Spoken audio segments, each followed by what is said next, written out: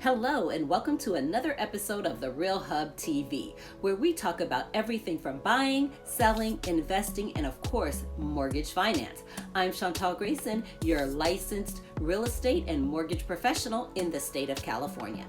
In my previous episodes, I covered page 1, then pages 2 and 3, and today we're going to cover pages 4 and 5, which are the final pages of the URLA, which stands for the Uniform Residential Loan Application, or what I've been calling it in previous episodes, the Fannie Mae 1003 or the Freddie Mac 65. So let's get right into it, pages 4 and 5.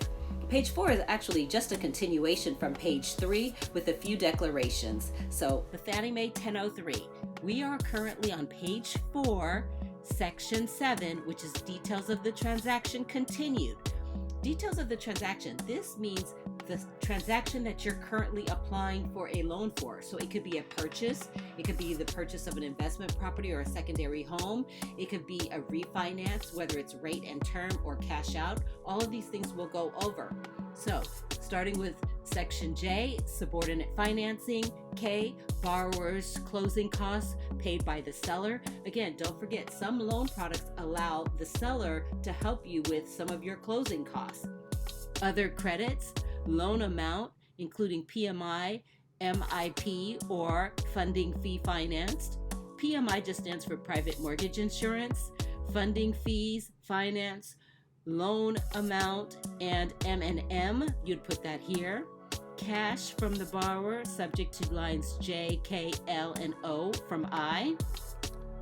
And going down, we have loan amount, which I just said, and then cash from or to the borrower. This is where at the end you'll find out whether there's cash coming back or cash going to you as a borrower.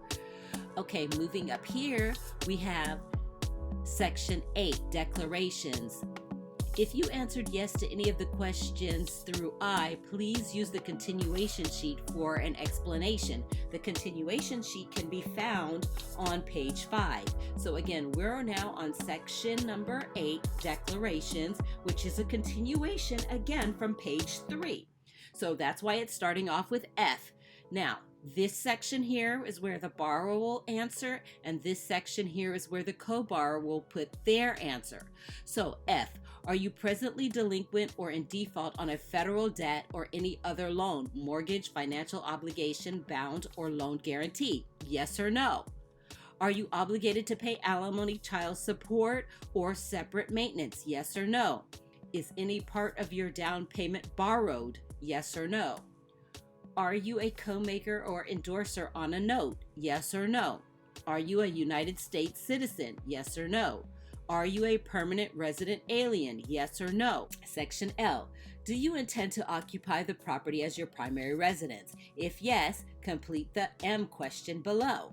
So M is basically asking you, have you had ownership interest in a property in the last 3 years? This is super important because some of you, after 3 years, if you have not owned a property, can apply almost as a first-time home buyer again. So that's super important because there's so many different products out there that lenders give to people that are first-time home buyers.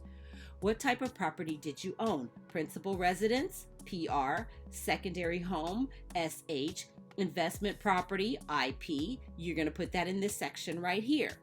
How did you hold title to the home? By yourself, S, so you put an S right here. Jointly with a spouse, SP would go right here. Or jointly with another person, you would put an O right here. And the same goes for the co-borrower. Moving down to section 9, acknowledgement and agreement. This is basically where you're saying that everything that you have given to your loan professional, because remember, the best way to fill out the 1003 is with a mortgage loan professional. You're saying that everything that you have told your mortgage loan professional up to this point has been accurate and truthful. You're going to sign right here, date. The co-borrower would sign right here and date.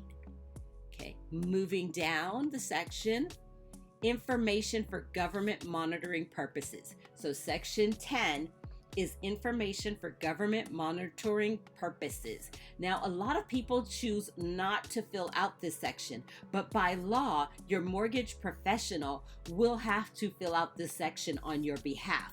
So if you don't want to give this information, that's fine.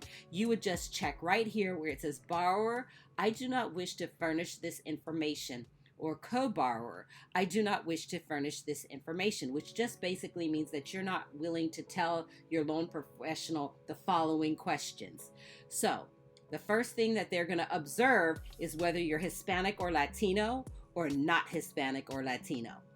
Your race, whether you're an American Indian or Alaska Native, Hawaiian Native or other Pacific Islander, Asian, white, black, or African American.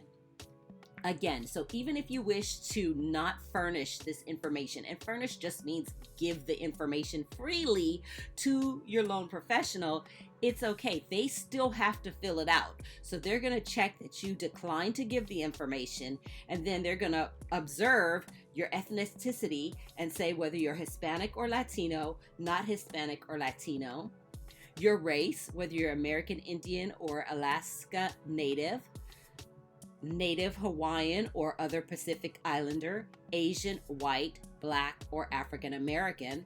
Your sex. This is the sex that you were born with, so whether you're female or male, same with the co-borrower.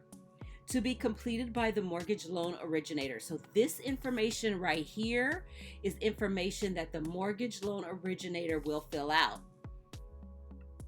The final part of this section is to be filled out by your mortgage loan originator. This information was provided in a face-to-face interview, which I told you is the best way to take the 1003. In a telephone interview, by the applicant and submitted by fax or mail, by the applicant and submitted via email or the internet. Your mortgage originator's signature here, your mortgage originator's name, they need to print it here, their identifier, the company that they work for, the company identifier, the date, the mortgage originator's phone number, the loan originator's company address. This completes page 4 of 5. And remember, I told you, most of page 4 is really a continuation from page 3. So let's move on down to page 5. Page 5, as you see, is super blank. Why? Because this is your continuation sheet, residential loan application. So if there wasn't enough space for you to fill out in any of the sections above, this is where you're going to fill it out on this particular sheet. It says use this continuation sheet if you need more space to complete the residential loan application. Mark a B if the information you're going to provide here is about the borrower, or mark a C if the information here is going to be about the co-borrower.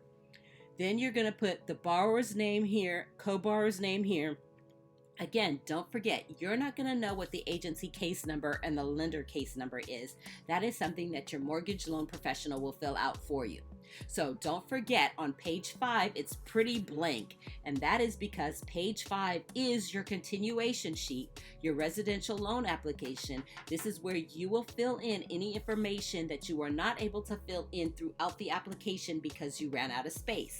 Hey, that concludes pages 4 and 5 of the URLA, which stands for the Uniform Residential Loan Application, or the Fannie Mae 1003 or the Freddie Mac 65. Again, if you haven't seen pages 1, 2, and 3, don't forget to check out those episodes that I did earlier, because like I told you, the 1003 is the most common application used in the United States for anybody looking to purchase, do a cash out refi, or a rate and term refi. So again, this is one of those forms that it's really nice to know what's on it, because it's your first step to home ownership or to refinancing the property that you currently own, or getting that second home, or getting that investment piece of property. I'm Chantal Grayson, your licensed real estate and mortgage professional in the state of California, and you've been watching the Real Hub TV, where we talk about everything from buying, selling, investing, and of course, mortgage finance. Thank you so much for watching. Don't forget to like and subscribe, and see you soon. Bye-bye.